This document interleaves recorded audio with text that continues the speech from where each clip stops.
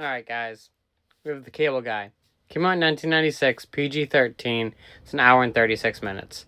Now, if this poster behind me doesn't give you the itch to watch this, I don't really think you're a Jim Carrey fan. So, as you can tell by the title, the whole film is centered around the Cable Guy. Now, but the real story is centered around Steven and Robin. Now, Steven just got out of a relationship with Robin, and he's forced to move into his own apartment. And so he calls the Cable Guy, and this goofball behind me ends up showing up. And he is unique. So he has a little bit of a lisp.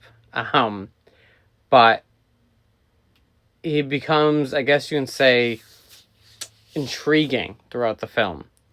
You realize that there's a couple screws loose, but at the end of the day, he wants a friend.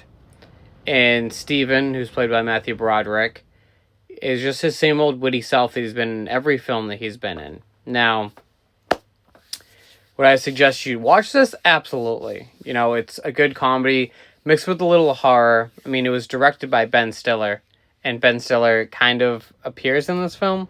You'll understand when you watch it. But I could definitely see why this film didn't jump off the radar.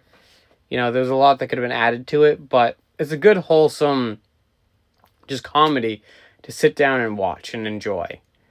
Now, you also have Leslie Mann in this and Jack Black, but at the same token, the film is funny as hell. Like I said, it has a little creepy, like from the music video of Everybody from the Backstreet Boys, but it's a good watch.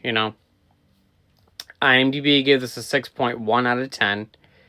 I give it a 4 out of 5. When I think of a good Jim Carrey comedy, I think of this because it showed his comedy potential, but also showed how good he could have been in horror had he went that route instead of comedy.